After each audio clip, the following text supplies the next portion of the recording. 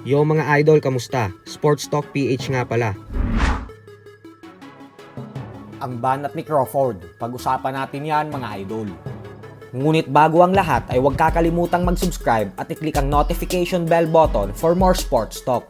So alam nga po nating lahat na pagkatapos talunin ni Terence Crawford sa Errol Spence Jr. via technical knockout nitong buwan ng Hulyo lamang, ay talagang naging maingay ang former Unified Welterweight World Champion Keith One-Time Thurman. Dahil agad nitong hinamon si Crawford na magtuo silang dalawa. Hanggang ngayon nga po ay bukang bibig ni Thurman si Crawford dahil desidido talaga itong labanan ang kasalukuyang undisputed welterweight world champion. Subalit sa kasamaang palad nga po ay tila agad winasak ni Crawford ang pangarap ni Thurman na makalaban siya.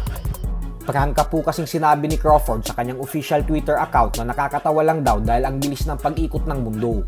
Kung dati umano ay siya ang naghahabol kay Thurman noong mga panahon na ito pa ang kampyon, ay ngayon naman daw ay ito na ang naghahabol sa kanya. Banat ni Crawford na hindi daw niya lalabanan si Thurman at pati si Danny Garcia na isa din sa mga naghahamon sa kanya ngayon. Noong mga panahon daw kasi na si Thurman at Garcia pa ang kampyon, ay iniitsipwera lang daw siya ng mga ito sa dahilan na wala daw siyang bilang at mahina ang hatak sa mga fans. Pero ngayon umano na siya na ang undisputed welterweight world champion ay panay na umano ang paghahabol ng mga ito sa kanya. Karma na daw ito kay Thurman at Danny Garcia.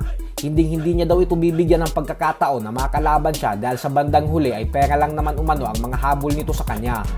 At hindi niya daw yun ibibigay sa mga ito. Bagay na nagkakaroon naman ng halo-halong opinyon galing sa mga fight fans.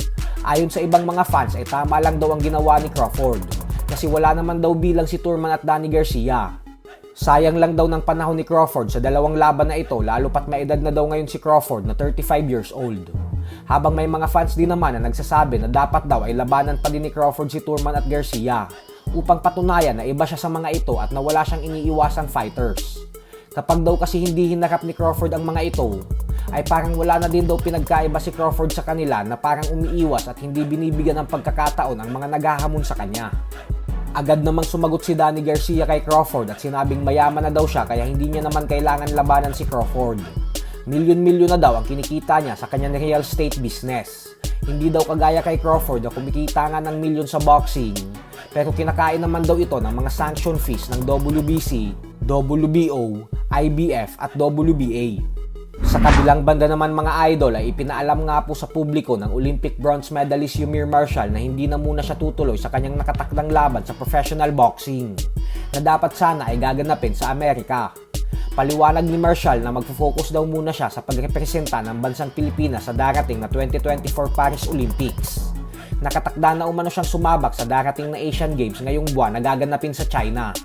At ang matindi pa dito ay binunyag po ni Marshall na kung dati ay sa middleweight division siya lumalaban, ay ngayong Asian Games umano ay sa light heavyweight division na umano siya sasabak. Kaya naman isang napakalaking hamon daw nito para sa kanya. So hanggang dito na lang po muna tayo mga idol. Sports Talk PH, kakaiba ang laban ng mga Pinoy.